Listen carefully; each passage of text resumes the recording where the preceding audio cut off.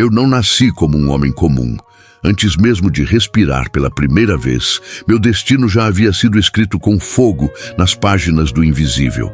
Minha mãe, estéril durante toda a vida, recebeu a visita de um ser cuja presença desfazia o ar ao redor. Ele falou do impossível como se fosse rotina, dizendo que um filho nasceria dela e carregaria uma força que os homens não seriam capazes de compreender. Eu cresci ouvindo essa história, não como um conto de ninar, mas como um peso que se assentava sobre meus ombros desde o berço. E à medida que eu crescia, percebia algo estranho dentro de mim, um poder silencioso, adormecido, como um leão respirando nas sombras à espera do momento certo para despertar. Desde pequeno, percebi que minha vida não era igual à das outras crianças. Elas brincavam sem pensar. Eu caminhava como se algo me observasse o tempo todo. Era como se olhos invisíveis avaliassem cada passo que eu dava. Minha mãe me alertava sobre o voto que me acompanhava. Eu era nazireu desde o ventre, não poderia beber vinho, tocar em mortos, nem permitir que lâmina alguma tocasse meu cabelo. Eu era separado, marcado, destinado, mas o que ninguém me dizia era que ser escolhido não traz apenas poder, traz solidão. Cresci cercado de expectativas e sussurros, mas nunca de respostas. O poder em mim pulsava, mas eu não sabia ainda o preço que pagaria por carregá-lo. A primeira vez que senti a força despertar foi como um trovão dentro do peito. Eu estava caminhando por vinhedos, tentando entender por que Deus me moldava assim, quando ouvi um rugido que cortou o ar. Um leão avançou contra mim, feroz, faminto, decidido a me transformar em presa. Por um instante, achei que ia morrer. Então aconteceu. Algo explodiu dentro de mim, subiu pelos ossos, incendiou o sangue, fez minhas mãos vibrarem como se fossem parte de uma tempestade viva. Agarrei o animal pelos maxilares e o despedaçai como quem rasga um pano. Depois fiquei parado em silêncio, encarando o que restou, e soube que minha vida jamais seria discreta novamente. O curioso é que ninguém soube desse episódio. Não contei nem aos meus pais. Guardei aquilo como um segredo ardente no peito, talvez porque eu mesmo não sabia como explicar. Dias depois, ao passar pelo mesmo lugar, encontrei o corpo do leão tomado por abelhas e mel. Aquilo me intrigou profundamente. Como poderia haver doçura brotando da morte? Era como se Deus estivesse me mostrando que minha força não serviria apenas para destruir, mas também para revelar mistérios escondidos. Peguei o mel com as mãos, provei e senti uma mistura de força e delicadeza que jamais havia experimentado. Eu não entendia o significado, mas sabia que era um presságio. Minha vida seria cheia de paradoxos. Meu coração sempre foi minha maior fraqueza. Quando vi a mulher filisteia em Tímna, algo dentro de mim se acendeu como se eu tivesse sido projetado para ela. Meus pais não gostaram da ideia, reclamaram da escolha, mas havia algo naquela mulher que me chamava de um jeito que minha própria força não podia resistir. Era como se uma parte de mim, aquela parte que eu escondia do mundo, encontrasse nela algum tipo de espelho. Insisti na união, mesmo sabendo que os filisteus eram nossos inimigos. Hoje entendo que muitas das batalhas que enfrentei não começaram com espadas. Começaram com sentimentos que eu não dominava, por mais que dominasse tudo ao meu redor com minhas mãos.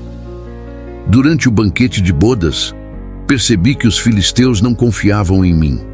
Seus olhares eram afiados como lâminas.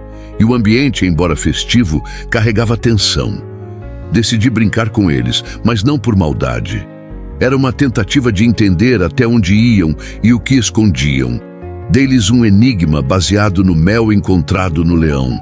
Algo dentro de mim sabia que eles jamais o decifrariam, porque era algo entre mim e Deus.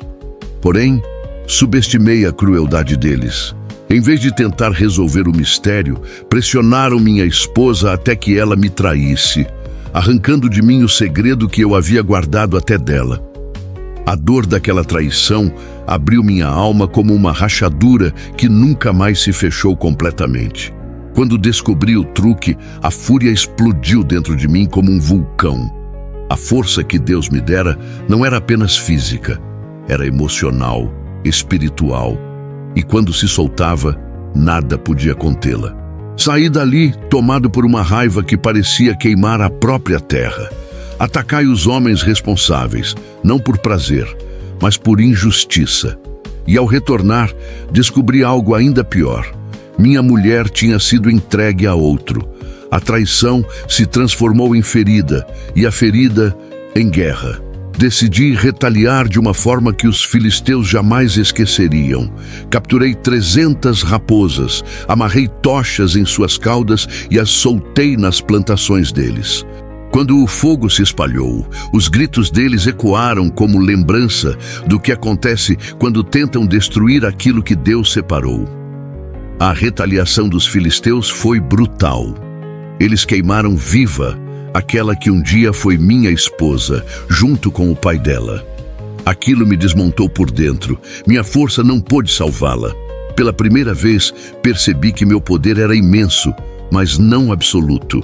Eu podia esmagar tropas inteiras, mas não podia impedir que o destino agisse com crueldade. A dor que senti virou uma tempestade sem controle dentro de mim. Atropelei os filisteus com uma violência que nem eu sabia que era capaz de carregar. Não era apenas força física, era alma rasgada, era luto transformado em arma. Naquele dia, compreendi que a força que me fora dada não existia para superar homens, mas para enfrentar demônios internos que eu precisava derrotar. Os filisteus não desistiram. Ri por último quem possui estratégia, não quem possui força. E eles sabiam disso. Reuniram milhares de soldados e avançaram contra Judá exigindo que me entregassem. O próprio povo de Israel, temendo por sua vida, veio até mim pedindo que eu me rendesse. Isso doeu mais do que qualquer golpe físico. Ser traído pelo inimigo é esperado, ser entregue pelos seus é devastador. Eu disse que deixaria que me amarrassem, desde que não me matassem. Eles aceitaram. E assim fui levado, amarrado, como um prisioneiro. Mas o que os filisteus não sabiam era que a corda jamais poderia conter aquilo que Deus moldou. Quando me cercaram, o Espírito do Senhor caiu sobre mim como fogo, e as cordas estouraram como se fossem fios de palha. Olhei ao redor e encontrei a mandíbula de um jumento no chão. Peguei-a sem pensar. Era uma arma improvável, mas parecia ter sido deixada ali justamente para mim. Avancei contra os filisteus com uma fúria santa, movido por um poder que, quanto mais usado, mais crescia. Derrubei 1000 homens, 1000. E enquanto os corpos caíam, percebi que não era eu quem os derrotava. Era algo maior, algo que me atravessava e fazia de mim uma extensão da vontade divina. Quando tudo terminou, joguei a mandíbula no chão e senti um cansaço que tocava meu espírito. Minha força era extraordinária, mas cada batalha me consumia por dentro, como se um preço invisível estivesse sendo cobrado a cada vitória. No final daquela batalha, senti uma sede tão intensa que pensei que morreria ali mesmo. O paradoxo sempre me acompanhava. Eu, o homem mais forte da terra, podia ser derrubado por uma simples falta de água. Clamei a Deus e Ele abriu uma fenda na rocha de onde brotou água fresca. Bebi como quem recupera a própria alma. Aquele momento me mostrou algo que nunca esqueci. Minha força não era autossuficiente. Eu dependia da voz que me criara, da mão que me guiava, do plano que eu ainda não compreendia. Eu era um gigante por fora, mas por dentro carregava uma criança tentando entender por que havia sido escolhida. Com o tempo comecei a perceber que minha maior batalha não era contra filisteus, era contra mim mesmo. Eu era forte demais para ser controlado por homens, mas fraco demais para controlar meu próprio coração. Foi assim que encontrei a prostituta em Gaza. Eu sabia que era arriscado, mas algo em mim buscava refúgio onde não deveria. Enquanto eu descansava com ela, os filisteus cercaram a cidade para me capturar ao amanhecer. Eu poderia ter sido morto ali, mas a noite sempre revelou minhas fraquezas e meus livramentos. Levantei-me no meio da madrugada, fui até os portões da cidade, enormes, pesados, arranquei-os com minhas próprias mãos e os carreguei até o topo de uma montanha. Era como se eu estivesse tentando fugir não dos inimigos, mas de mim mesmo. E então veio ela, Dalila. Seu nome soa como uma canção, mas por trás dele havia um abismo. Encontrei nela algo que eu não encontrava em mais ninguém: silêncio, não julgamento, um tipo de atenção que fazia meu coração baixar a guarda. Eu sabia que era perigoso. Eu sabia que minha vida sempre esteve cercada de armadilhas, mas havia algo nela que quebrava minha armadura. Ela me olhava como se pudesse ver além da força, além dos músculos, além da fama. E foi exatamente isso que me destruiu. Alguém finalmente conseguiu me ver como homem, não como arma. Eu me aproximei dela não por desejo, mas por vulnerabilidade. E vulnerabilidade nas mãos erradas é veneno. Dalila não era como as outras. Ela falava pouco, perguntava muito e observava cada detalhe com calma predatória. Ao seu lado, eu sentia o mundo desacelerar. Ela tocava meu cabelo como se estivesse acariciando segredos. E talvez estivesse mesmo. Quando me perguntou pela primeira vez de onde vinha minha força, ri, achando que era apenas curiosidade feminina. Eu não imaginava que por trás de cada pergunta havia ouro, promessas, alianças feitas às escondidas com os filisteus. Ela queria a verdade que nem os maiores guerreiros conseguiram arrancar de mim. E eu, tolo pela paz que ela me oferecia, comecei a brincar com o perigo, como se minha força fosse eterna. Dalila tentou me enganar várias vezes, e cada vez eu percebia tarde demais. Ela pedia o segredo, eu inventava respostas, e os filisteus apareciam logo em seguida. Era óbvio demais, mas meu coração estava tão preso que eu insistia em vê-la com os olhos da alma, não da razão. O interessante é que, mesmo sabendo que algo estava errado, eu não conseguia me afastar. Era como se minha própria força estivesse desligada quando eu estava com ela. Eu, que destruía exércitos, não conseguia destruir sentimentos. E foi ali que percebi a maior verdade da minha vida. Não existe força suficiente para vencer aquilo que você se recusa a encarar. Dalila mudou de estratégia, parou de insistir, começou a ferir. Dizia que eu não confiava nela, que meu amor era fraco, que meu coração era dividido. Ela sabia exatamente onde cortar. Não precisava de armas, bastavam palavras. Palavras se infiltram onde espadas não entram. E assim, fui sendo drenado por dentro. Meu corpo continuava forte, mas meu espírito começava a ceder. Ela chorava, suplicava, implorava, e cada lágrima sua era uma corrente se fechando ao redor da minha alma. Eu havia vencido 1000 homens com uma mandíbula, mas não conseguia vencer uma mulher com um sussurro. Em um momento de exaustão emocional, senti minha mente abrir espaço para algo que jamais deveria ter saído de mim. Falei do voto, falei do cabelo, falei do chamado, falei da consagração que me acompanhava desde o ventre. Dalila, naquele instante, sorriu com os olhos. Foi a primeira vez que percebi algo que sempre esteve lá. Ela nunca quis meu amor, quis meu segredo. Quando adormeci sobre seus joelhos, foi como se eu tivesse colocado minha vida inteira nas mãos de alguém que jamais a protegeria. Eu dormi como um homem em paz, sem saber que acordaria como um homem quebrado. O corte foi silencioso. O tipo de som que não desperta, que não alerta, que apenas anuncia que um destino foi selado. Quando abri os olhos e ouvi Dalila gritar que os filisteus estavam chegando, levantei-me automaticamente como sempre fazia. Mas algo estava diferente. Tentei convocar a força que sempre veio a mim como um rio incontrolável, e nada aconteceu. Nada. Era como se meu corpo tivesse virado pedra por dentro.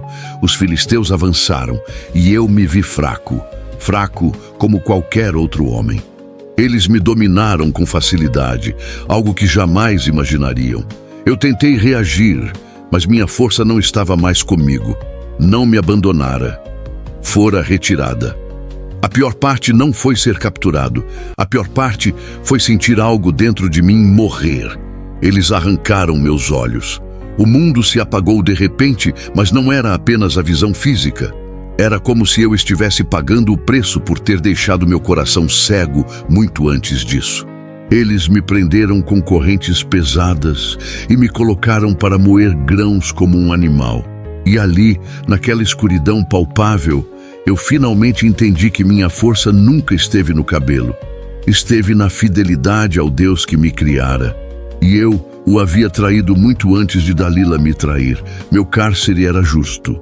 Minha dor era consequência. Mas meu coração ainda respirava. O tempo dentro da prisão é diferente. Ele não passa, ele purifica. Enquanto eu girava aquela mó pesada, sentia algo crescer novamente dentro de mim. Uma humildade que nunca havia conhecido. Uma dependência que eu sempre tivera, mas jamais reconhecera. Meus cabelos começaram a crescer e junto deles uma consciência nova. Eu entendia agora que minha força era um presente, não um direito. E quando algo é presente, só permanece enquanto você honra quem deu. Eu havia desonrado, mas mesmo assim, Deus permitiu que a esperança voltasse a brotar.